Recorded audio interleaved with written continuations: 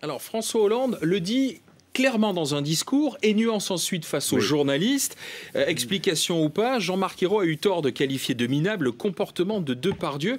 Et on sent quand même que le président de la République recadre son Premier ministre. Oui, alors effectivement, après le discours, il était un peu plus nuancé, tout simplement parce que c'est du pur François Hollande. Il ne veut pas donner le sentiment qu'il va se fâcher avec qui que ce soit et surtout pas avec son Premier ministre. Mais il n'empêche que dans le discours, François Hollande a été très clair. Et en fait, ce n'était pas tellement Jean-Marc Ayrault, c'était le fait qu'il avait mesuré l'étendue des dégâts. Parce qu'en l'espace de 3 jours, il y a eu Jean-Marc Ayrault, mais il y a eu aussi un autre ministre qui avait parlé de déchéance personnelle au sujet de Gérard Depardieu. Un député avait même proposé la déchéance de nationalité. Alors tout ça fleurait bon le sectarisme et ça commençait à crédibiliser notre obélix national quand il a écrit au Premier ministre « Je pars parce que vous considérez que le succès, la création, le talent, en fait la différence, doivent être sanctionnés. Nous n'avons plus la même patrie, l'esprit français qui était condamné. » Y compris pour ceux qui ne sont pas directement concernés par les 75%, ces fameux 75%, ils commençaient à prendre des allures de guillotine. Alors François Hollande, il l'a bien compris, et donc il s'est éloigné de son discours du Bourget, et plutôt que de continuer à parler de la finance comme son adversaire, il a endossé des habits de président de la République. Il parle rassemblement et préfère féliciter ceux qui payent leurs impôts et servent leur pays. Oui, mais ça ne va clairement pas calmer ceux qui, au sein de sa majorité, sont inquiets. D'ailleurs, on a une quinzaine de députés, on va en parler en détail dans un moment, qui ont adressé une lettre au président de la République qui lui demande de s'occuper davantage des préoccupations de l'électorat populaire, à savoir emploi, pouvoir d'achat.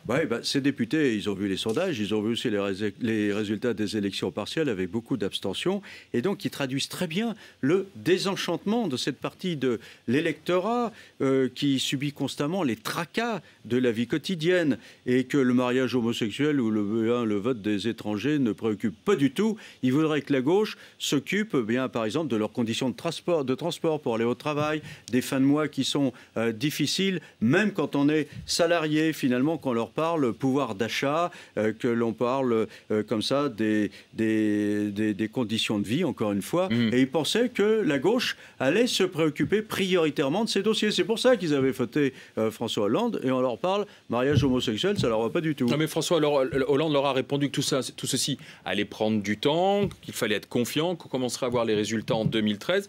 Alors, il leur dit patience. Oui, parce que François Hollande, il a choisi une stratégie. Ça, c'est très clair. Maintenant, il a encore tout à fait développé cet après-midi devant des chefs d'entreprise de PME. La croissance ne viendra que par l'activité des entreprises, et il a promis qu'il n'y aurait plus d'impôts nouveaux, que désormais, les réductions de déficit budgétaire viendraient par des économies. Donc, c'est la stratégie de la gauche raisonnable, plus efficace, pense François Hollande, que les coups de pouce à répétition au SMIC. Par exemple, vous avez vu qu'aujourd'hui, il n'y a pas eu de coup de pouce pour le SMIC.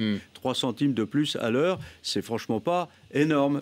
Il pense que c'est plus efficace, mais sur le long terme, bien sûr, que les résultats vont venir plus tardivement. Et par conséquent, on a un peu le discours de la gauche raisonnable face à la gauche romantique. François Hollande, il se veut calme et serein, confiant même en l'avenir, mais il sait qu'il va encore avoir de beaux débats devant lui et des promesses de coups de gueule avant d'imposer cette ligne-là, parce que la gauche raisonnable, ça ne plaît pas du tout à ceux qui s'estiment être les héritiers de la gauche révolutionnaire, de la Révolution française.